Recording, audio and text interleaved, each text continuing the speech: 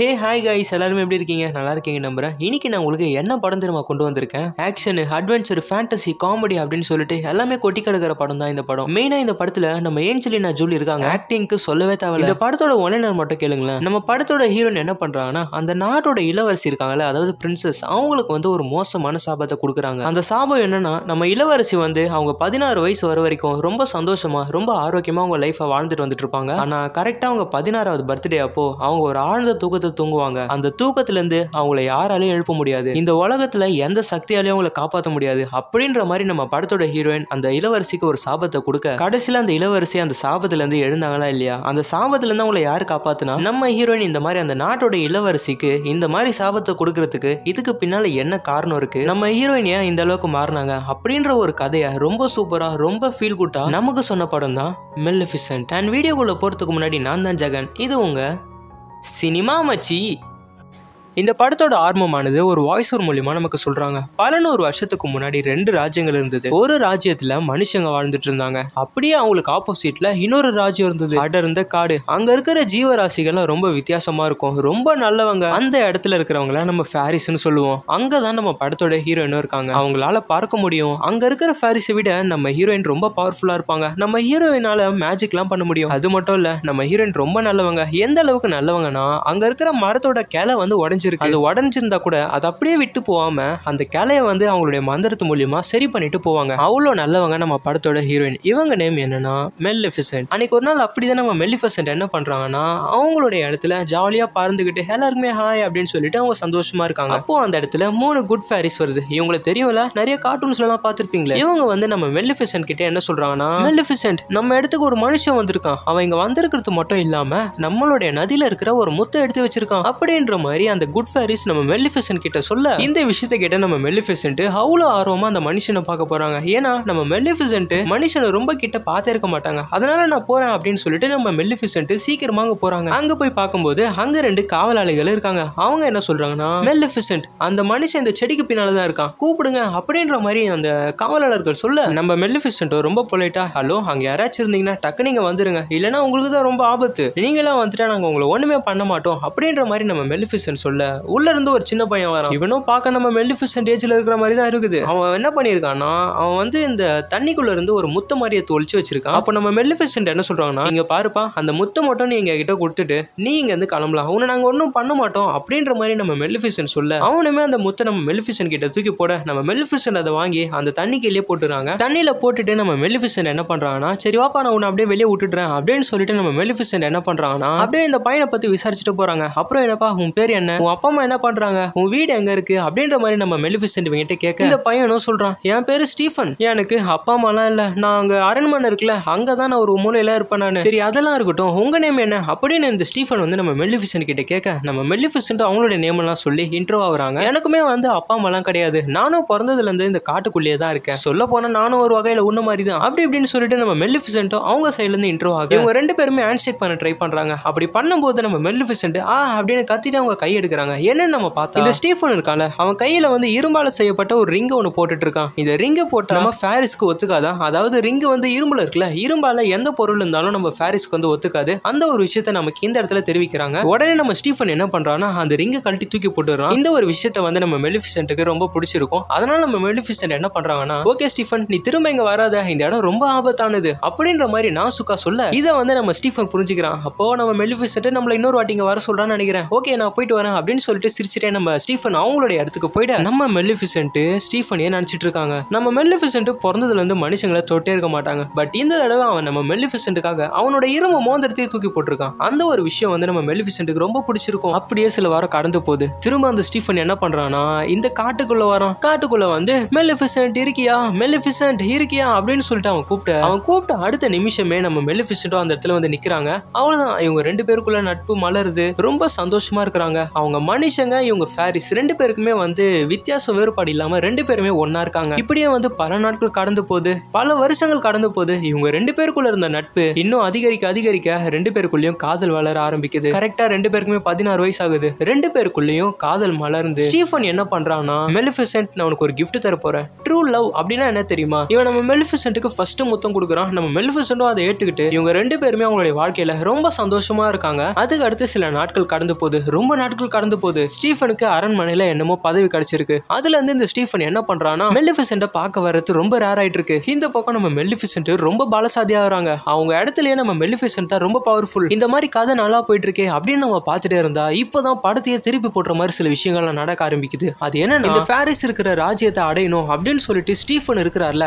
அந்த நாட்டோட அரசர் என்ன பண்றாருன்னா, ஃபேரிஸ் இருக்கிற இந்த இடத்து மேல போர் தொடுக்கிறாரு. நம்ம மெலிஃபிசென்ட்டோ கரெக்டா அந்த இடத்துக்கு வந்து, இங்க பாருங்க சண்டை வேணா ஒழுங்கா போயிடுங்க அப்படின்ற மாதிரி நம்ம மெலிஃபிசென்ட் சொல்ல, எதிரில இருக்கிற அந்த அரசர் வந்து, இல்ல நீ சொல்லலாம் நான் கேட்க மாட்டேன் அப்படின்ற மாதிரி அவர் ரொம்ப எகத்தாளமா பேச, நம்ம மெலிஃபிசென்ட்டுக்கு வேற வழியே இல்ல. அப்போ வீரர்களே எழுந்துருங்க அப்படின்ற மாதிரி நம்ம மெலிஃபிசென்ட் ஆர்டர் போட, அந்த ஃபேரிஸோட ராஜ்யத்துல இருக்கிற எல்லா வீரர்களும் அப்படியே வந்து நிக்கிறாங்க. அவ்வளவுதான், இவங்க ரெண்டு பேருக்குள்ள ஒரு பயங்கரமான கிளாஷ் வார் நடக்குது. ஒரு கட்டத்துல என்ன ஆகுதுன்னா, இந்த ஃபேரிஸ்களுக்கு எதிர்த்து நம்ம மனுஷங்களால போராட முடியல. அதனால அவங்க என்ன பண்றாங்கன்னா, அவங்களுடைய படையை கூட்டிட்டு பின்வாங்கிடுறாங்க. இந்த ஒரு தோல்வியை ஏத்துக்கொள்ள முடியாத நம்ம அரசர் படுத்த படிக்கையோட ஆயிட, அப்போ அரசர் ஒரு விஷயத்த சொல்றாரு. அது என்னன்னா, அந்த மெலிஃபிசென்ட்டை யாரு கொன்னீங்க எடுத்துட்டு வராங்களோ அவங்களுக்கு நான் இந்த நாட்டை ஆடுறதுக்கான பதவியை நான் கொடுப்பேன். அதாவது நான் உங்களை அரசன் ஆக்கிடுவேன். இது எல்லாமே நான் சாகிறதுக்கு முன்னாடி இருந்தா மட்டும்தான் அப்படின்ற மாதிரி நம்ம அரசர் சொல்லிட்டு, அந்த இடத்துல தான் நம்ம ஸ்டீஃபனும் இருக்கான். இந்த ஒரு விஷயத்த அவன் ஒரு மாதிரி கேட்க, அவ்வளவுதான் இப்ப நம்ம ஸ்டீஃபனோட முகத்தை தான் காட்டுறாங்க. ஸ்டீஃபன் அப்படியே ஒரு மாதிரி வில்லங்கமா யோசிக்கிறான். அப்படியே இந்த சீனை கட் பண்ணா, ஸ்டீஃபன் நம்ம மெலிஃபிசென்ட்டோட இடத்துக்கு போறான். அதாவது ஃபேரிஸ் இருக்கிற இடத்துக்கு போறான். அங்க போயிட்டு மெலிஃபிசென்ட் இருக்கியா அப்படின்னு அவன் கூப்பிட்ட, கரெக்டா நம்ம மெலிஃபிசென்ட் அவன் கூப்பிட்ட ஒரு வார்த்தைக்கே நம்ம மெலிஃபிசென்ட் அங்க வந்து நிக்க, ஸ்டீஃபனும் அங்க நடந்துட்டு இருக்கிற எல்லா விஷயத்தையும் வந்து நம்ம மெலிஃபிசென்ட் கிட்ட சொல்றான். இந்த மாதிரி அரசர் உன்னை கொல்றதுக்கு பிளான் போட்டு இருக்காரு மெலிஃபிசென்ட், நீ கொஞ்சம் ஜாக்கிரதையா இருன்னு அப்படின்ற மாதிரி இந்த ஸ்டீஃபன் சொல்ல, நம்ம மெலிஃபிசென்ட் ரொம்ப ஃபீல் பண்றாங்க. இவன் நம்ம கிட்ட எல்லா உண்மையும் சொல்றானே அப்படின்னு சொல்லிட்டு இவங்க ரெண்டு பேருமே அன்னைக்கு ராத்திரி ஒண்ணா இருக்காங்க. அப்படி இருக்கும்போது அப்போ நம்ம ஸ்டீஃபன் என்ன பண்றான்னா, நம்ம மெலிஃபிசென்ட்டுக்கு குடிக்கிறதுக்கு என்னமோ ட்ரிங்க் மாதிரி கொடுக்குறான். நம்ம மெலிஃபிசென்ட்டும் அதை குடிக்கிறாங்க. அப்படி குடிச்சு முடிச்சதுக்கு அப்புறம் அவங்களுக்கு தூக்கம் வருதுன்னு தூங்குறாங்க. ஆனா அந்த ராத்திரி ஃபுல்லா அவங்க எழுந்துக்கவே இல்லை. அப்போ இந்த ஸ்டீஃபன் என்ன பண்றான்னா, அவன் கையில கத்தி எடுத்து நம்ம மெலிஃபிசென்ட்டை கொல்லலாம் அப்படின்ட்டு அவன் கத்தி எடுத்துட்டு ஓங்குறான். ஆனா அவனுக்கு என்ன தோணுச்சுன்னு தெரியல, நம்ம மெலிஃபிசென்ட்டோட ரெக்க இருக்குல்ல அதை மட்டும் அறுத்துடுறான். மறுநாள் ஆகுது, நம்ம மெலிஃபிசென்ட் வந்து எழுந்துக்கிறாங்க. அவங்களால முடியல, அவங்களுக்கு ரொம்ப வலிக்குது. நம்ம மெலிஃபிசென்ட் கதறி கதறி அழுகுறாங்க. அவங்க அழுகிய குரல் வந்து பாத்தீங்கன்னா நம்ம வெளியே இருக்கிற அந்த ஸ்டீஃபன் கேக்குது. அந்த குரல் அவன் கேட்டுட்டு அவனுடைய ராஜ்யத்துக்கு போக, அரசர் சொன்ன மாதிரியே இந்த மெலிஃபிசென்ட்டோட ரெக்கையை நம்ம அரசரோட காலடியில அவன் போடுறான். அரசரை நான் சொன்ன வகை காப்பாத்துவேன் அப்படின்ற மாதிரி சொல்ல, அப்படியே இந்த சீனை கட் பண்ணி திரும்ப நம்ம மெலிஃபிசென்ட்டை தான் காட்டுறாங்க. மெலிஃபிசென்ட்டால நடக்கவே முடியல. அவங்க நடக்கிறதுக்கு சப்போர்ட்டா என்ன பண்றாங்கன்னா, கீழ இருந்து ஒரு குச்சி எடுத்து அவங்க ஒரு கோல் மாதிரி மந்திரம் போட்டு அதை ஆக்குறாங்க. அதுக்கப்புறம் அவங்க என்ன பண்றாங்கன்னா, அப்படியே பொறுமையா நடந்து போறாங்க. அப்படி நடந்து போகும்போது தூரத்துல ஒருத்தன் என்ன பண்றான்னா, ஒரு காக்காவை வலை போட்டு பிடிச்சி வச்சிருக்கான். அந்த காக்காவை அவன் கொல்லலாம் அப்படின்னு வரும்போது கரெக்டா நம்ம மெலிஃபிசென்ட் அந்த இடத்துக்கு வந்துடுறாங்க. அப்போ நம்ம மெலிஃபிசென்ட் என்ன பண்றாங்கன்னா, அந்த காக்காவை அவங்க கிட்ட இருந்து காப்பாத்தலாம் அப்படின்னு சொல்லிட்டு காக்காவே மனுஷனா மாறு அப்படின்ற மாதிரி நம்ம மெலிஃபிசென்ட் ஒரு மேஜிக் பண்ணி அந்த காக்கா வந்து மனுஷனா மாறிடுது. அந்த வழி போக்கணுமே வந்து பாத்தீங்கன்னா அந்த மனுஷனை விட்டு ஓடிடுறான். அப்போ நம்ம மெலிஃபிசென்ட் அவங்க கிட்ட வந்து, இங்க பாருப்பா நான் தான் உன்னை காப்பாத்தினேன், இதுக்கப்புறம் நீ எனக்காக வேலை செய்ய போற அப்படின்ற மாதிரி நம்ம மெலிஃபிசென்ட் சொல்ல, இந்த காக்கா பையன் இருக்கானே, நான் எதுக்கு உங்களுக்காக வேலை செய்யணும், பாருங்க என் உடம்பு எவ்வளவு அழகா இருந்தது, இப்ப பாருங்க எவ்வளவு கேவலமா இருக்கேன் அப்படின்ற மாதிரி இந்த காக்கா சொல்ல, அப்ப நம்ம மெலிஃபிசென்ட் என்ன சொல்றாங்கன்னா, இங்க பாருப்பா தம்பி நான் தான் உன்னை காப்பாத்தினேன், ஒழுங்கா நான் சொல்றது கேளு அப்புறம் இஷ்டம் அப்படின்ற மாதிரி நம்ம மெலிஃபிசென்ட் மிரட்ட, இந்த காக்கா மனுஷனுமே வந்து பாத்தீங்கன்னா ஒத்துக்கிறான். ஓகே இதுக்கப்புறம் நான் உங்களுக்கு சர்வெண்டா இருப்பேன் அப்படின்ற மாதிரி ஒத்துக்க, நம்ம மெலிஃபிசென்ட் சரி உன் நேம் என்ன அப்படின்ற மாதிரி கேட்கும்போது அவனுமே என் பேரு டேவல் அப்படின்ற மாதிரி சொல்ல, அவ்வளவுதான் இவங்க ரெண்டு பேரும் இப்போ ஒன்னா வராங்க. அப்ப நம்ம மெலிஃபிசென்ட் என்ன சொல்றாங்கன்னா, டேவல் நீ போ, நீ உடனே அந்த அரசபையில என்ன ஆகுது அப்படின்ற ஒரு விஷயத்தை பார்த்துட்டு வந்து என்கிட்ட சொல்லு அப்படின்ற மாதிரி நம்ம மெலிஃபிசென்ட் சொல்ல, டேவலும் காக்காவும் மாதிரி அங்க என்ன ஆகுது அப்படின்ற ஒரு விஷயத்தை பார்த்துட்டு வர போறாரு. அப்படி போயிட்டு அங்க போய் பார்க்கும்போது அந்த ராஜ்யத்தோட அரசர் நிஜமாலேயே வந்து நம்ம ஸ்டீஃபனை கிங் ஸ்டீஃபனா வந்து அரசனா அறிவிச்சிடுறாரு. இந்த ஒரு விஷயத்தை வந்து டேவல் பார்த்துட்டு வந்து நம்ம மெலிஃபிசென்ட் கிட்ட சொல்ல, நம்ம மெலிஃபிசென்ட்டுக்கு செம கோவம் வருது. போய் அந்த நாட்டோட அரசன் ஆகிறதுக்காக என்னோட காதலை உடைச்சிட்டு எனக்கு துரோகம் பண்ணிட்டே ஸ்டீஃபன் அப்படின்னு சொல்லிட்டு நம்ம மெலிஃபிசென்ட் ரொம்ப கோவப்படுறாங்க. இப்படி ஒரு ஏமாற்றத்தோட நம்ம மெலிஃபிசென்ட் இருக்க அப்படியே வந்து ஒரு வருஷம் கடந்து போகுது. நம்ம ஸ்டீஃபன் இருக்கார்ல அவருக்கு வந்து பாத்தீங்கன்னா ஒரு அழகான பெண் குழந்தை பிறக்குது. அப்போ ஸ்டீஃபன் என்ன பண்றாருன்னா, இந்த மாதிரி குழந்தை பிறந்து இருக்குல்ல அதுக்குன்னு ஒரு விழா வைப்பாங்க. அந்த மாதிரி ஒரு விழாவை தான் அவங்களுடைய ராஜ்யத்துல வச்சிருக்காங்க. சுத்தி இருக்கிற ராஜ்யத்தோட அரசர்கள் எல்லாரையும் முக்கியமானவர்கள் எல்லாம் கூப்பிட்டு இந்த மாதிரி ப்ரோக்ராம் வச்சிருக்கோம் அப்படின்ற மாதிரி அரசு ஒரு அறிவிப்பு அறிவிக்க, இந்த ஒரு விஷயத்தை வந்து நம்ம டேவலும் பார்த்துட்டு வந்து நம்ம மெலிஃபிசென்ட் கிட்ட சொல்ல, நம்ம மெலிஃபிசென்ட் என்னமோ ஒரு மாதிரி யோசிக்கிறாங்க. அப்படியே இந்த சீனை கட் பண்ணா அந்த அரண்மனையில தான் காட்டுறாங்க. அந்த விழாவும் நடந்துட்டு இருக்கு.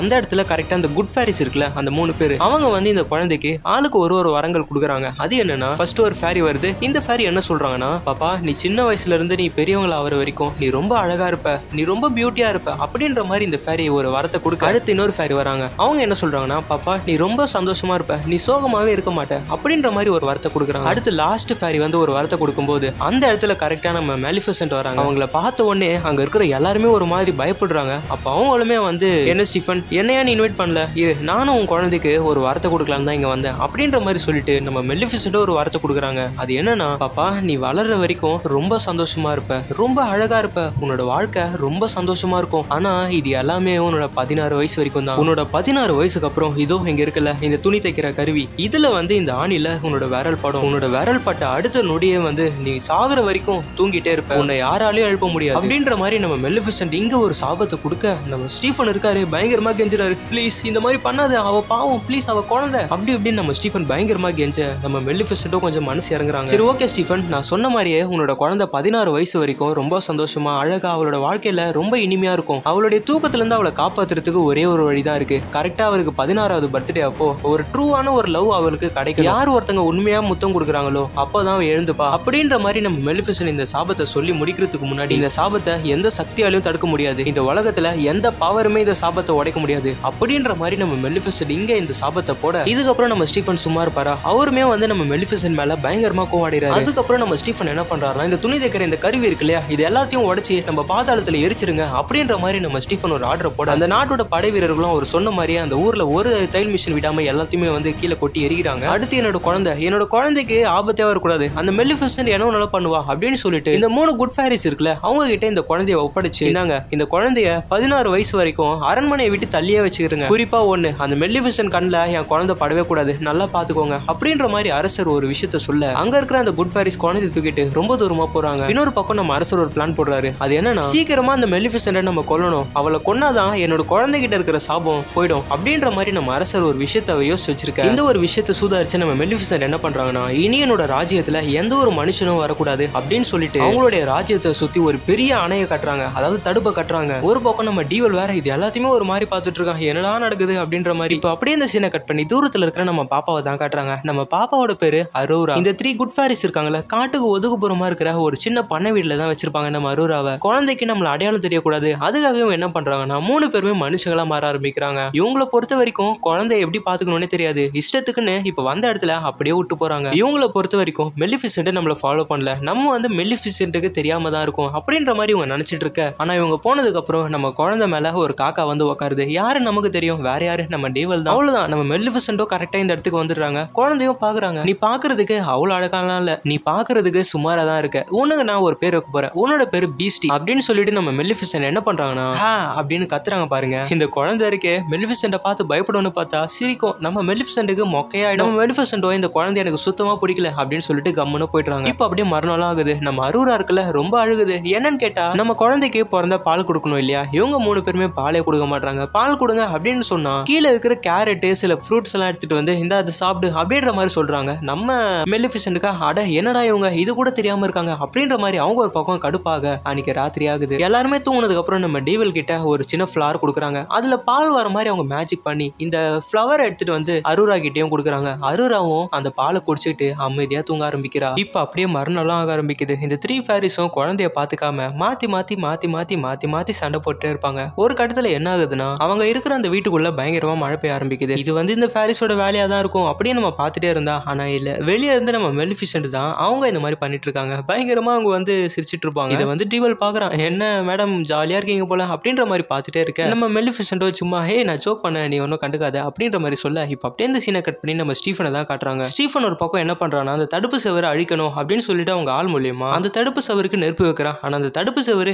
எரியாம அந்த இடத்துல வந்து நம்ம மெலிஃபிசென்ட் அந்த வீரர்களை வந்து அடிச்சு ஓட விடுறாங்க. அவங்க வந்து நம்ம ஸ்டீஃபன் கிட்ட, அரசரே எங்களால அந்த தடுப்பு சுவரை அழிக்கவே முடியல, என்ன பண்ணாலும் அந்த மெலிஃபிசென்ட் வந்து எங்களை அடைக்கிறா அப்படின்னு வீரர்கள் ஸ்டீஃபன் கிட்ட சொல்ல, நம்ம ஸ்டீஃபன் என்ன சொல்றான்னா, இங்க பாருங்க அழிக்க முடியாதது எதுவுமே இல்ல, நம்மளால கண்டிப்பா அவங்களை தோக்கடிக்க முடியும், அதுக்கு ஒரே ஒரு வழிதான் இருக்கு, இரும்புல வேலை செய்யறவங்கள நீங்க கூட்டிட்டு வாங்க, மத்தபடி மீதி எல்லாமே நான் பாத்துக்கிறேன் அப்படின்ற மாதிரி ஸ்டீஃபன் இங்க ஒரு பயங்கரமான பிளான் போட. ஏன்னா அயன் அதாவது இரும்பு வந்து நம்ம ஃபேரிஸ்க்கு ஒத்துக்காதுல்ல. இப்ப அப்படியே இந்த சீனை கட் பண்ணி திரும்ப நம்ம ஃபேரிஸ் தான் காட்டுறாங்க. அதான் நம்ம அரோராவை காட்டுறாங்க. நம்ம அரோராவும் நல்லா எழுந்து நடக்கிற அளவுக்கு வளர்ந்துட்டாங்க. இந்த பக்கம் நம்ம மெலிஃபிசென்ட் இருக்காங்கல்ல, அவங்க என்ன இருமோ நம்ம அரோராவை தான் வாட்ச் பண்ணிட்டு இருக்காங்க. ஆனா இந்த 3 குட் ஃபேரிஸ் இருக்கே, குழந்தை அங்க என்ன பண்ணுதுன்னு பார்க்காம என்ன இருமோ கதை பேசிட்டு இருப்பாங்க. அப்போ கரெக்டா நம்ம மெலிஃபிசென்ட் என்ன பண்றாங்கன்னா, குழந்தைய இவங்க கண்டுக்கூடாது அப்படின்னு சொல்லிட்டு இவங்க 3 பேரும் சண்டை போட வைக்கிறாங்க. அப்படி இவங்க சண்டை போட்டுட்டு இருந்தா தானே குழந்தை வந்து தனியா எங்க போயிடும். அப்படி நம்ம மெலிஃபிசென்ட் பிளான் போட குழந்தையும் அதே மாதிரி தனியா போகுது. குழந்தை எங்க போயிட்டு இருக்கு அப்படின்னு பார்த்தா ஒரு பட்டர்ஃப்ளையை பிடிக்கலாம் அப்படின்னு சொல்லிட்டு ஒரு மலையோட விளிம்புக்கு போகுது. ஐயோ குழந்தை வேற விழ போகுது, இந்த 3 பேர் வேற ஒரு இடத்துல சண்டை போட்டுட்டு இருக்காங்க, என்னடா ஆக போகுது அப்படின்னு நம்ம பார்த்துட்டே இருந்தா நம்ம மெலிஃபிசென்ட்டே இந்த மாதிரி பண்ண வச்சுட்டு அவங்களே வந்து நம்ம குழந்தைய காப்பாத்துறாங்க. அடடா என்னடா பண்றாங்க அப்படிதான் இருக்கும். நம்ம டிவல் ஒரு பக்கம் பாக்குறோம், இவங்க நல்லவங்களா இல்ல கெட்டவங்களா, என்ன சமி பண்றாங்க இவங்க அப்படின்ற மாதிரி பார்த்துட்டே இருக்கேன். அப்படியே கொஞ்ச நாள் கடந்து போகுது. நம்ம மெலிஃபிசென்ட் வந்து காட்டுல நின்றுட்டு இருக்காங்க. அப்ப கரெக்டா அந்த இடத்துல நம்ம அரூரா வரா. அரூரா வந்து அம்மா என்ன தூக்குங்க, அம்மா என்ன தூக்குங்க அப்படின்ற மாதிரி சொல்ல நம்ம மெலிஃபிசென்ட்டும் ஏ பீஸ்டி நீ என்ன இங்க பண்ற, நீ வீட்டுக்கு போ, எனக்கு குழந்தைங்களே பிடிக்காது, நான் ஒன்னு தூக்க மாட்டேன்பா அப்படின்ற மாதிரி நம்ம மெலிஃபிசென்ட் சொல்லிட்டே இருக்க குழந்தை வந்து அப்படியே கையை தூக்கிட்டு கிட்ட வந்துட்டே இருக்கும். நம்ம மெலிஃபிசென்ட் ஏ போ கிட்ட வராது அப்படின்னு சொல்லிட்டே வந்து தூக்கிட்டு கொஞ்சுவாங்க. இந்த சீன்ல பார்க்க ரொம்ப சூப்பரா இருக்கும். இந்த மாதிரி நம்ம மெலிஃபிசென்ட்டுக்கு இந்த பாப்பாவை பிடிக்காத மாதிரி இருந்தாலும் அவங்க வந்து இந்த பாப்பாவை 24 ஹவர்ஸும் கண்ணின் மணி போல பார்த்துட்டு இருப்பாங்க. இந்த மாதிரி நாட்கள் ரொம்ப கடந்து போச்சு. நம்ம அரூராவும் கொஞ்சம் கொஞ்சமா வளர ஆரம்பிச்சா. நம்ம டிவல் இருக்கால, டிவல் தான் அரூரா என்ன பண்றா அப்படின்னு சொல்லிட்டு அப்பப்ப பார்த்துட்டு இருப்பான். இந்த மாதிரி நம்ம அரூராவோட வாழ்க்கை நம்ம மெலிஃபிசென்ட் சொன்ன மாதிரி ரொம்ப சந்தோஷமா ஆரோக்கியமா அழகா வந்து வாழ்ந்துட்டு வந்திருந்தா. இன்னும் கொஞ்ச நாள்ல நம்ம அரூராக்கு 16 வயசு ஆக போகுது. நம்ம மெலிஃபிசென்ட் சொன்ன அந்த சாபமும் சீக்கிரமா பழிக்க போகுது. இந்த ஒரு விஷயம் நம்ம அரூராக்கு இன்னும் தெரியாம தான் இருக்கும். அப்ப நம்ம அரூரா என்ன யோசிக்கிறாங்கன்னா, ஆமா அங்க ஃபேரிஸோட ராஜ்யம் இருக்கே, அந்த ராஜ்யம் எப்படி இருக்கும் அப்படின்னு சொல்லிட்டு நம்ம அரூராக்கு ஒரு பயங்கரமான ஆர்வம் இருந்தது. இந்த ஒரு விஷயத்த நம்ம மெலிஃபிசென்ட் நோட் பண்றாங்க. சரி ஓகே நம்ம ஒரு நாள் இவளுக்கு வந்து நம்மளோட இடத்த காட்டலாம் அப்படின்னு சொல்லிட்டு முடிவு பண்றாங்க. அப்போ அந்த நேரம் பார்த்து திரும்ப இந்த ஃபேரிஸ் இடத்த அட்டாக் பண்றதுக்கு சில வீரர்கள் வராங்க. அங்கதான் நம்ம மெலிஃபிசென்ட் இருக்காங்களே, அந்த வீரர்களை சும்மா விடுவாங்களா, அவங்களுடைய மந்திரத்து மூலியமா அவங்களை அடிச்சு அங்க இருந்து ஓட விட இந்த பக்கம் நம்ம அரூரா இருக்காங்கல்ல, அரூராக்கு இன்னைக்கே வந்து அவங்களுடைய இடத்த காமிச்சிடலாம் அப்படின்னு சொல்லிட்டு அவங்கள மயக்கடிக்க வச்சு அவங்களுடைய ஃபேரிஸ் இடத்துக்கு கூட்டிட்டு போறாங்க. அங்க கூட்டிட்டு போயிட்டு அந்த இடத்தெல்லாம் சுத்தி பாக்குறாங்க நம்ம அரூரா. அப்போ நம்ம அரூரா வந்து பின்னால யாரோ இருக்கிறத நோட்டீஸ் பண்றாங்க. வேற யாருமே இல்ல, நம்ம மெலிஃபிசென்ட் தான் பின்னால ஒளிச்சிட்டு இருந்திருப்பாங்க. அரூராவும் இந்த மாதிரி கூப்பிடுறா, அங்க நீங்க தான் இருக்கீங்கன்னு எனக்கு தெரியும், கொஞ்சம் வரீங்களா அப்படின்ற மாதிரி நம்ம அரூரா கூப்பிட மெலிஃபிசென்ட்டும் வெளியே வராங்க. வெளியே வந்தோடனே நம்ம அரூராக்கு ரொம்ப சந்தோஷம். அப்போ நம்ம அரூரா என்ன சொல்றாங்கன்னா, நீங்க என்ன சின்ன வயசுல இருந்து பாதுகாத்து வரீங்க தானே, நான் நிறைய வாட்டி நோட்டீஸ் பண்ணிருக்கேன், உங்களுடைய நிழல் எனக்கு பின்னாலேயே இருக்கும், என்ன ரொம்ப நீங்க வாட்ச் பண்ணிட்டே இருப்பீங்க, நீங்க தான் என்னோட ஃபேரி காட் மதர், அதாவது நீங்க தான் என்னோட அம்மா மாதிரி அப்படின்னு சொல்லிட்டு நம்ம அரூரா சொல்ல நம்ம மெலிஃபிசென்ட் வந்து இங்க மெய் மறந்து போறாங்க. அந்த இடத்துல கரெக்டா நம்ம டிவல் வேற இருக்கானா, அவன் வந்து காக்காவா இருப்பான். நம்ம மெலிஃபிசென்ட்டா உன்னை மனுஷனா மாத்த இவனுமே வந்து நம்ம அரூரா கிட்ட இன்ட்ரோ ஆகுறான். இந்த மாதிரி நானும் உன்னை சின்ன வயசுல இருந்து நான் உன்னை பார்த்துட்டு இருக்கேன் அப்படின்ற மாதிரி சொல்ல நம்ம அரூராவும் ஓ நீங்க தான் அந்த அழகான பேர்டு, எனக்கு தெரியுமே உங்களை அப்படின்ற மாதிரி சொல்ல இப்போ இவங்களுக்குள்ள இந்த மாதிரி ஒரு நல்ல ஒரு இன்ட்ரோ போயிட்டு இருக்கேன். அப்படியே இந்த சீனை கட் பண்ணி அந்த ஸ்டீஃபனை தான் காட்டுறாங்க. ஸ்டீஃபன் வந்து ஒரு மாதிரி பித்து பிடிச்ச மாதிரி ஆயிடுறான். அவன் வந்து தன்னந்தனியா யாரு கூட பேசிட்டு இருக்க அந்த இடத்துல ஒரு வீரர் வந்து என்ன சொல்றாருன்னா, அரசரே இந்த மாதிரி உங்க ஒய்ஃப் வந்து ரொம்ப உடம்பு முடியாம இருக்காங்க, மருத்துவர் அவங்க ரொம்ப சீரியஸா இருக்காங்கன்னு சொல்றாங்க, நீங்க உடனே வந்து மகாராணியை பாருங்களேன் அப்படின்ற மாதிரி அங்க இருக்கிற ஒரு வீரர் சொல்ல, ஆனா அதை கூட மதிக்காத இந்த ஸ்டீஃபன் என்ன பண்றானா, இல்ல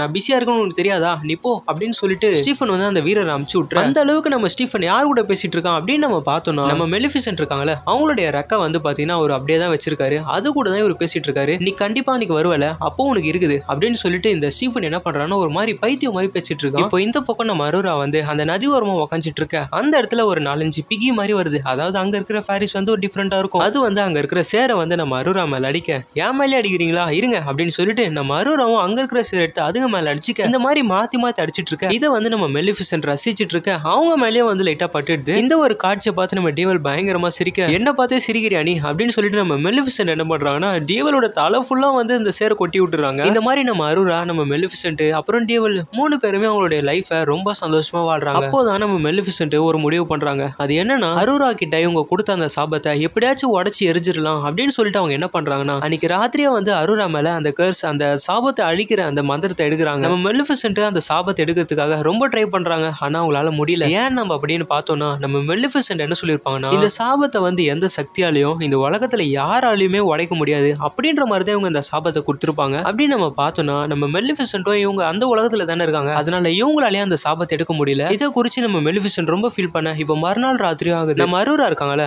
அரூரா வந்து நம்ம மெலிஃபிசென்ட் கிட்ட ஒரு டவுட் ஒன்று கேட்கறாங்க. அது என்னன்னா, ஆமாமா ஃபேரிஸ் எல்லாருக்குமே பின்னால ரெக்க இருக்கே, உங்களுக்கு எங்கம்மா ரெக்க அப்படின்ற மாதிரி நம்ம அரூரா கேட்க, நம்ம மெலிஃபிசென்ட் சொல்ல ஆரம்பிக்கிறாங்க, அது ஒரு காலத்துல இருந்துச்சுமா, ஆனா அதை ஒருத்தர் தூக்கிட்டு போயிட்டான், அது எனக்கு பின்னால இருக்கிறப்போ நான் ரொம்ப கம்பீரமா இருப்பேன், நான் பறக்கும் போது ஒரு வாட்டி கூட கீழே விழுந்ததே கிடையாது, ரெக்க எனக்குள்ள இருக்கும்போது தான் நான் நானாவே ஃபீல் பண்ணுவேன் அப்படின்ற மாதிரி நம்ம மெலிஃபிசென்ட் சொல்ல, நம்ம அரூராவும் ஓ அப்படியா அப்படின்ற மாதிரி கேட்டுக்க, இப்போ அப்படியே மறுநாளும் ஆக ஆரம்பிக்குது. நம்ம அரூரா வந்து அந்த ஃபேரிஸ் இடத்துல தான் இருக்காங்க. அப்ப நம்ம மெலிஃபிசென்ட் நம்ம அரூராவை கூப்பிட்டு என்ன சொல்றாங்கன்னா, நீங்க பாரு அரூரா, உன்னை சுத்தி கெட்ட சக்திகள்லாம் ரொம்ப சுத்திட்டு இருக்கு, நீ ரொம்ப ஜாக்கிரதையா இருக்கணும்னு அப்படின்ற மாதிரி நம்ம மெலிஃபிசென்ட் சொல்ல, அரூரா என்ன சொல்றாங்கன்னா, அம்மா இங்க பாருங்கம்மா, எனக்கு நாளைக்கு வந்து 16 வயசு ஆக போகுது, நான் பெரிய பொண்ணாக போறேம்மா, இதுக்கப்புறம் நீங்க என்னை பத்தி ஃபீல் பண்ணாதீங்க, ஏன் தெரியுமா, நான் வீட்டை விட்டு ஓடி போறேன். அதாவது நான் ஓடி போனேன்னா எங்க திரும்ப போக போறேன், நான் இங்க இருக்கிற இந்த ஃபேரிஸ் இடத்துல தான் இருக்க போறேன். அதுக்கப்புறம் நீங்க என்னை அப்பவுமே பாத்துக்கலாம், எனக்கு ஒரு ப்ராப்ளமும் இருக்காது நீங்க என் கூட இருக்கும்போது அப்படின்ற மாதிரி நம்ம அரூரா சொல்ல நம்ம மெலிஃபிசென்ட்க்கு அவ்வளவு சந்தோஷம். ஏன்னா அரூரா வந்து நம்ம மெலிஃபிசென்ட் அவங்க பொண்ணு மாதிரி பார்க்க ஆரம்பிச்சிட்டாங்க. இப்போ நம்ம அரூரா வந்து இந்த விஷயத்த அந்த குட் ஃபேரிஸ் இருக்காங்களே அவங்க கிட்ட எப்படி சொல்றது அப்படின்றதுக்காக ஒரு ரிகர்சல் அவங்க பிராக்டிஸ் பண்ணிட்டு இருக்க. அப்போ கரெக்டா அந்த இடத்துல ஒரு இளவரசர் வராரு. இளவரசர் வந்து நம்ம அரூரா கிட்ட, ஹலோ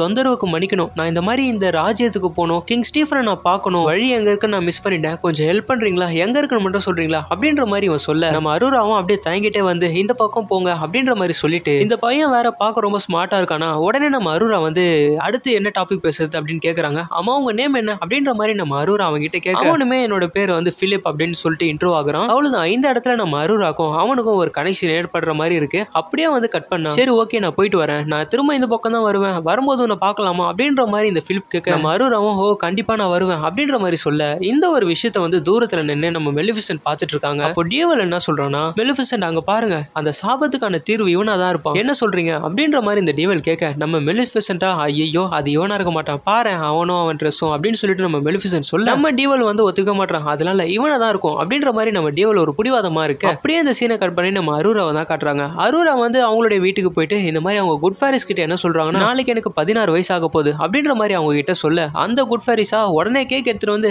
ஹாப்பி பர்த்டே அப்படின்னு சொல்லிட்டு அது நீட்ட நம்ம அரூரா என்ன சொல்றாங்கன்னா, ஆக்சுவலி நான் கேக்குக்காக சொல்ல, நான் நாளைக்கு வீட்டை விட்டு போக போறேன் அப்படின்ற மாதிரி நம்ம அரூரா சொல்ல அவ்வளவுதான், அவங்க கேக்க போட்டு டென்ஷன் ஆயிடுறாங்க. இந்த 3 குட் ஃபேரிஸும் என்ன சொல்றாங்கன்னா, ஏமா அரூரா உனக்காக 16 வருஷம் இந்த ஓலை கொட்டால் நாங்க உனக்காக இருக்கிறோமா, உங்க அப்பா கிட்ட 16 வயசுக்கு அப்புறம் உன்னை திரும்ப அவர்கிட்டே விட்டுருவோம் அப்படின்னு நாங்க வாக்கு கொடுத்துருக்கோம் அப்படின்ற மாதிரி உங்க வளரிட. ஆக்சுவலி இந்த ஒரு விஷயம் வந்து அரூராக்கு தெரியாம இருக்கணும்னு தான் இவங்க பாதுகாத்து வந்துட்டு இருப்பாங்க. பட் இந்த முறை எல்லாம் உண்மையும் போட்டு நம்ம அரூரா கிட்ட வளரிடுறாங்க. ஆக்சுவலி உங்க அரூரா கிட்ட என்ன சொல்லிருப்பாங்க, இந்த மாதிரி உன்னோட அப்பா வந்து இறந்து போயிட்டாரு, நாங்க தான் உன்னை வளர்த்துட்டு இருக்கோம் அப்படின்ற மாதிரி தான் இவங்க சொல்லிட்டு இருப்பாங்க. இப்போ இந்த உண்மை நம்ம அரூராக்கு தெரிய வர அவ்வளவுதான், மெலிஃபிசென்ட் இந்த மாதிரி சாபம் எல்லா உண்மையும் வந்து பாத்தீங்கன்னா நம்ம அரூராக்கு தெரிய வருது. அப்படியே அழுதுட்டே வந்து அவங்க அம்மா அதாவது மெலிஃபிசென்ட் கிட்ட இந்த மாதிரி வந்து அவங்க கதறாங்க, ஏமா இப்படி பண்ணீங்க, நீங்க சொன்னீங்களா இந்த என்னை சுத்தி ஒரு பெரிய தீய சக்தி வந்து சுத்திட்டு இருக்கு அப்படின்னு சொல்லிட்டு, அந்த தீய சக்தியை நீங்க தாமா, இனி என் கிட்ட வராதீங்க, நான் உங்ககிட்ட வரவே மாட்டேன் அப்படின்னு சொல்லிட்டு அரூரா நம்ம மெலிஃபிசென்ட்டோட மனசு உடையிற மாதிரி நல்லா பேசிட்டு அவங்க அந்த இடத்துல இருந்து அழுதுட்டு அந்த அரண்மனைக்கு தான் போறாங்க. நம்ம மெலிஃபிசென்ட்டும் இந்த இடத்துல ரொம்ப ஃபீல் பண்றாங்க. சீக்கிரம் டியோவல் அந்த இளவரசனை கண்டுபிடி, அந்த சாபத்தை நம்ம எப்படியாச்சும் உடைக்கணும் அப்படின்ற மாதிரி நம்ம மெலிஃபிசென்ட் இங்க ஒரு பிளான் போட இப்போ அப்படியே அந்த சீனை கட் பண்ணி அரூராவை தான் காட்டுறாங்க. அரூராவும் அவங்க அப்பா கிட்ட போயிட்டு, அப்பா நான் வந்துட்டேன்ப்பா, நான் தான்ப்பா அவங்க பொண்ணு அப்படின்ற மாதிரி நம்ம அரூரா சொல்ல ஸ்டீஃபன் வந்து ரொம்ப கோவப்படுறாரு, நீ எதுக்காக இங்க வந்த, நான் அந்த குட் ஃபேரிஸ் கிட்டவும் நீங்க வரக்கூடாதுன்னு தானே சொல்லி வச்சிருக்கேன், வீரர்களை இவளை கூட்டிட்டு போயிட்டு ஒரு ரூம்ல அடைச்சு வைங்க அப்படின்ற மாதிரி அந்த ஸ்டீஃபன் சொல்லிட்டு அவள்தான் நம்ம அரூரா வந்து ஒரு ரூம்ல வந்து அடைச்சு வச்சிருக்காங்க.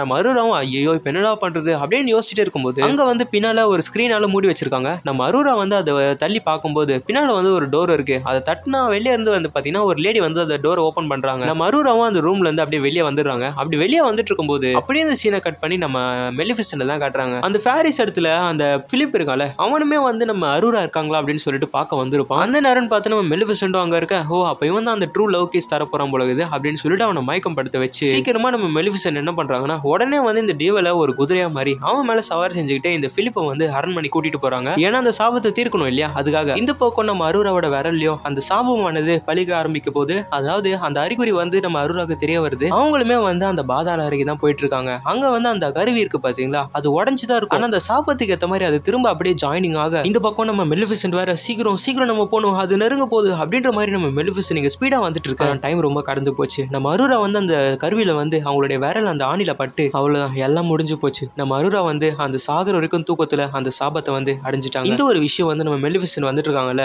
அவங்களுக்கு வந்து தெரிய வர அவ்வளவுதான் நம்ம ஸ்டீஃபனுக்கு இந்த விஷயம் தெரிய வருது. அரூராவை ஒரு பெட் மேல படுக்க வச்சிருக்காங்க. இந்த 3 குட் ஃபேரிஸும் பயங்கரமா கத்துறாரு, உங்களால தான் இந்த நிலைமை காணுது, நீங்க ஒழுங்கா அரூராவை பார்த்துட்டு இருந்தா இந்த அளவுக்கு நம்ம அரூரா வந்துட்டு இருக்க மாட்டா அப்படின்ற மாதிரி நம்ம ஸ்டீஃபன் சொல்ல அங்க இருக்கிற அந்த குட் ஃபேரிஸும் ஒரு ஐடியா சொல்றாங்க, அரசரே இல்ல அரூராக்கு உண்மையான ட்ரூ லவ் கேஸ் கொடுத்தா அவன் அந்த சாபத்துல இருந்து எழுந்துருவா, ப்ளீஸ் இதை ட்ரை பண்ணி பாருங்களேன் அப்படின்ற மாதிரி நம்ம 3 குட் ஃபேரிஸ் சொல்ல ஆனா அந்த ஸ்டீஃபன் என்ன பண்றானா, இல்ல அதெல்லாம் வேலைக்காகாது அப்படின்ற மாதிரி சொல்லிட்டு இவங்கள உதறி தள்ளிட்டு போக அப்படியே இந்த பக்கம் நம்ம மெலிஃபிசென்ட்டோ அந்த அரண்மனைக்குள்ள போறாங்க. அப்ப டியோவல் என்ன சொல்றானா, மெலிஃபிசென்ட் உள்ள போறது ரொம்ப ஆபத்தா இருக்கும், நம்மளால உள்ள போனா திரும்ப வெளியே வர முடியாது, அங்க வீரர்கள்லாம் இருப்பாங்க அப்படின்ற மாதிரி நம்ம டியோவல் சொல்ல நம்ம மெலிஃபிசென்ட் என்ன சொல்றாங்கன்னா, டியோவல் அப்ப நீ இங்கே இரு, இது என்னோட பிரச்சனை அப்படின்ற மாதிரி நம்ம மெலிஃபிசென்ட் சொல்ல டியோவலுக்கு தனியா இருக்க மனசு வராது. இல்ல மெலிஃபிசென்ட் நான் உங்களுடைய சர்வன்ட் தான், நான் செத்தாலும் உங்க கூட தான் வருவேன் அப்படின்னு சொல்லிட்டு நம்ம டியோவலும் நம்ம மெலிஃபிசென்ட் கூட போக உள்ள வந்து பார்த்தோம்னா இந்த ஸ்டீஃபன் இருக்கானே உள்ள இரும்பாலே செய்யப்பட்ட நிறைய தடைகள் வேலி மாதிரி போட்டு வச்சிருக்கான். ஆனா இருந்தாலுமே நம்ம மெலிஃபிசென்ட் எப்படியோ ஒரு வழியா அதை கடந்து வந்து அரூரா இருக்காங்களே அவங்க ரூம் வெளியே வந்து நம்ம பிலிப்பை போட போட அவ்வளவுதான். இந்த சவுண்ட் கேட்டு அந்த 3 குட் ஃபேரிஸ் என்ன பண்றாங்கன்னா, அம்மா நீ யாரு அப்படின்ற மாதிரி கேட்க, அவனுமே வந்து நான் இந்த மாதிரி பக்கத்து நாட்டை சேர்ந்த இளவரசன் அப்படின்ற மாதிரி சொல்ல, இதை கேட்ட உடனே இந்த 3 குட் ஃபேரிஸும் ஓ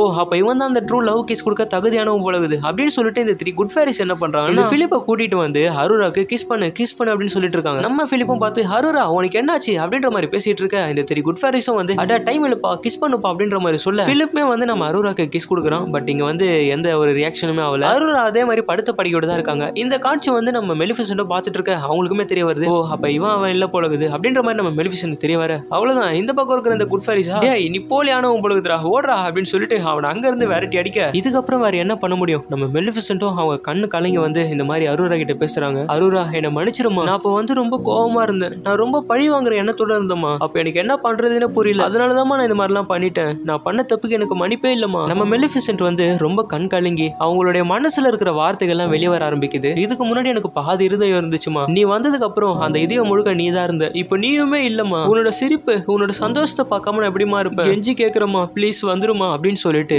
நம்ம மெலிஃபிசென்ட் என்ன பண்றாங்கன்னா அப்படியே அழுதுட்டே வந்து அருராக்கு பாசமா ஒரு முத்தம் கொடுக்குறாங்க. முத்தம் கொடுத்துட்டு நம்ம மெலிஃபிசென்ட் வேற அந்த இடத்துல இருந்து அப்படியே சோகமா கிளம்ப டியோல ஒரு மாதிரி சோகமா பாக்குறான். அப்ப அந்த செகண்ட் ஒரு குரல் கேக்குது, அம்மா நான் வந்துட்டேன் அப்படின்ற மாதிரி ஒரு குரல் கேட்க நம்ம மெலிஃபிசென்ட்டோ திரும்பி பாக்குறாங்க. பார்த்தா நம்ம அருராக்கு நினைவுலாம் வந்துருச்சு, அவ முழிச்சுக்கிட்டா, அந்த சாபம் உடஞ்சிருச்சு. இந்த இடத்துல தான் நமக்கு ஒரு விஷயமே புரிய வருது, ட்ரூ லவ் கிஸ் அது வந்து பையன் தான் கொடுக்கணும்னு இல்ல, ஒருத்தங்களை நம்ம உண்மையா லவ் பண்ணி அவங்களுக்கு முத்தம் கொடுத்தாலே அதுதான் ட்ரூ லவ், அதை விட வேற ட்ரூ லவ் வேற எதுவுமே இல்ல அப்படின்ற ஒரு விஷயத்த வந்து நமக்கு இந்த இடத்துல புரிய வைக்கிறாங்க. அப்போனா நம்ம மெலிஃபிசென்ட் அருராவை எவ்வளவு லவ் பண்றாங்க அப்படின்ற ஒரு விஷயத்த இந்த இடத்துல நமக்கு புரிய வச்சிருப்பாங்க. இப்போ அந்த இடத்துல இருந்து நம்ம மெலிஃபிசென்ட் அவங்க இடத்துக்கு நம்ம அருராவை கூட்டிட்டு போலாம் அப்படின்னு சொல்லிட்டு கிளம்புறாங்க. இந்த ஒரு விஷயம் வந்து நம்ம ஸ்டீஃபனுக்கும் ஏதோ ஒரு வகையில தெரிய வருது. ஆக்சுவலி நம்ம ஸ்டீஃபன் வந்து இந்த மாதிரி இந்த இடத்துக்கு நம்ம மெலிஃபிசென்ட் வருவாங்க அப்படின்ற மாதிரி பிளான் பண்ணி வச்சிருக்கான் போல. அவங்க பிளான் பண்ண மாதிரியே நம்ம மெலிஃபிசென்ட் வந்து அப்படி போயிட்டு இருக்கும்போது அவங்க என்ன பண்றாங்கன்னா மேல இருந்து இரும்பு கம்பியால ஒரு சங்கிலி அதை வந்து ஒரு வலை மாதிரி பண்ணி நம்ம மெலிஃபிசென்ட் அந்த இடத்துல பிடிக்கிறாங்க. நம்ம மெலிஃபிசென்ட் பிடிச்ச உடனே நம்ம டியோவால ஒண்ணுமே பண்ண முடியல, அவன் வந்து காக்காவா தானே இருக்கான், அவனாலே ஒண்ணுமே பண்ண முடியல. அப்ப நம்ம மெலிஃபிசென்ட் என்ன பண்றாங்கன்னா அவங்களால அவங்க சக்தி அவ்வளவு யூஸ் பண்ண முடியல, பட் இருந்தாலுமே அவங்களுடைய பவர் மூலமா நம்ம டியோல வந்து ஒரு டிராகனா மாத்த நம்ம டியோல வந்து அவனால முடிஞ்ச அளவுக்கு சண்டை போடுறான். பட் அவனால வந்து ரொம்ப சண்டை போட முடியல, அவனுமே வந்து பிடிச்சிடுறாங்க. அப்ப இந்த அருரா மட்டும் அங்க இருந்து தப்பிச்சு ஓடி போயிட்டு நேரா ஒரு ரூம்ல போறான். இந்த பக்கம் நம்ம ஸ்டீஃபன் வந்து நம்ம மெலிஃபிசென்ட்டை பயங்கரமா அட்டாக் பண்ண ஆரம்பிக்கிறான். ஒரு கட்டத்துல என்ன ஆகுதுன்னா இந்த இடத்துல நம்ம மெலிஃபிசென்ட் சாக போறாங்க அப்படின்னு நம்ம பார்த்துட்டே இருந்தா ஒரு பெரிய வெளிச்சம் நம்ம மெலிஃபிசென்ட் பின்னால என்னன்னு நம்ம பார்த்தா அருரா வந்து ஒரு ரூம்ல ஓடி போயிருப்பாங்கல்ல, அவங்க வந்து பார்த்துருக்கிறது வேற யாருமே இல்ல, நம்ம மெலிஃபிசென்ட்டோட ரக்கை இருக்கு பாத்தீங்களா, அந்த ரக்கையை வந்து இந்த ஸ்டீஃபன் அடைச்சு வச்சிருப்பான். அதை வந்து நம்ம அருரா கண்டுபிடிச்சு அதை தட்டி விட்டு ஓபன் பண்ண அந்த ரக்கை வந்து நம்ம மெலிஃபிசென்ட் பின்னால வந்து அட்டாச் ஆயிருக்கும். இதுக்கப்புறம் என்ன நம்ம மெலிஃபிசென்ட் கிட்ட இருந்து போன கம்பீரம் தைரியம் சக்தி எல்லாமே திரும்ப கிடைக்க அவ்வளவுதான். அங்க இருக்கிற எல்லாரையுமே அடிச்சு காலி பண்ணிட்டு இந்த ஸ்டீஃபன் இருக்கான்ல இவனை மட்டும் அந்த அரண்மனையோட உச்சில கூட்டிட்டு போயிட்டு இங்க பாரு ஸ்டீஃபன் இதோட எல்லாம் முடிச்சுக்கலாம், அருரா இருக்கால அவ அந்த சாபத்துல இருந்து மீண்டு வந்துட்டா இதோட போதும் அப்படின்ற மாதிரி நம்ம மெலிஃபிசென்ட் ரொம்ப பொறுமையா எடுத்து சொல்ல இந்த ஸ்டீஃபன் அப்படியே கம்மன் இருக்கான். சரி ஓகே அப்படியே விட்டுருவான்னு பார்த்தா திரும்ப வந்து நம்ம மெலிஃபிசென்ட் அட்டாக் பண்ண ஆரம்பிக்கிறான். இந்த ஒரு சண்டையில வந்து இவங்க ரெண்டு பேருமே வந்து அந்த அரண்மனையில இருந்து கீழே விழுறாங்க. நம்ம மெலிஃபிசென்ட் கிட்ட தான் ரெக்க இருக்கே அவங்க வந்து பறந்துடுறாங்க. ஆனா இந்த ஸ்டீஃபன் இருக்கான் பாத்தீங்களா இவன் வந்து அங்க மேல இருந்து கீழே விழுந்து அந்த இடத்துல இறந்து போறான். இதுக்கப்புறம் நம்ம அருராவும் அவங்க அப்பா பத்தின எல்லா விஷயமும் தெரிஞ்சுக்க நானும் இந்த இடத்துல இருக்க மாட்டேன் அப்படின்னு சொல்லிட்டு நம்ம மெலிஃபிசென்ட்டும் என்ன யோசிக்கிறாங்கன்னா இதுக்கு மேல நம்மளுடைய ராஜ்யத்துக்கு எந்த ப்ராப்ளமும் இந்த ஸ்டீஃபனால வராது அப்படின்னு சொல்லிட்டு அவங்க என்ன பண்றாங்கன்னா அவங்களுடைய ஃபேரிஸோட இடத்துக்கு வெளியே ஒரு வேலி மாதிரி போட்டிருப்பாங்கல்ல அது எல்லாத்தையுமே அவங்க எடுத்துடுறாங்க. இதுக்கப்புறம் நம்ம ஃபேரிஸோட ராஜ்யத்துக்கு நம்ம அருரா தான் இளவரசி அப்படின்ற மாதிரி நம்ம மெலிஃபிசென்ட்டும் அறிவிக்க இதுக்கப்புறம் நம்ம அருரா ரொம்ப சந்தோஷமா அவங்க ஆசைப்பட்ட மாதிரியே இந்த ஃபேரிஸோட ராஜ்யத்திலேயே அவங்க வாழ்வாங்க. அங்க இருக்கிற ஃபேரிஸும் ரொம்ப சந்தோஷப்படுறாங்க. இதுலயுமே நம்ம அருரா அந்த பிலிப் மேல ஆசைப்பட்டிருப்பாங்க, அவனுமே கூட்டிட்டு வந்து இந்த ஃபேரிஸோட ராஜ்யத்துல விட்டுற அப்படியே இந்த படம் ஆனது முடியுது. எப்படி இருக்கு இந்த படம்? சூப்பரா இருந்ததா? உங்களுக்கு விறுவிறுப்பா நான் சொன்னேன்னா நான் சொன்ன கதை உங்களுக்கு புரிஞ்சுதா? அண்ட் ஆல்சோ இந்த படம் பார்ட் 2 இருக்கு. உங்களுக்கு இந்த மூவி பார்ட் 2 வேணும்னா மறக்காம கமெண்ட்ல வேணும்னு சொல்லுங்க, அதையுமே வந்து நான் போடுறேன். இப்போ நான் கிளம்ப வேண்டிய டைம் வந்துருச்சு. நான் போறதுக்கு முன்னாடி நம்ம சேனலை யார் யாரெல்லாம் சப்ஸ்கிரைப் பண்ணலையோ மறக்காம சப்ஸ்கிரைப் பண்ணுங்க, கூட இருக்கிற பெல் ஐகான் கிளிக் பண்ணிக்கோங்க. இந்த வீடியோ பிடிச்சிருக்கும்னு நினைக்கிறேன், ஒரு லைக் போட்டுருங்க, உங்க ஃப்ரெண்ட்ஸ் அண்ட் ஃபேமிலிக்கும் இந்த வீடியோ ஷேர் பண்ணுங்க. இப்போ நான் போக வேண்டிய டைம் வந்துருச்சு. நான் போறதுக்கு முன்னாடி ஒன்ஸ் அகைன் நான் தான் ஜெகன், இது உங்க சினிமா மச்சி.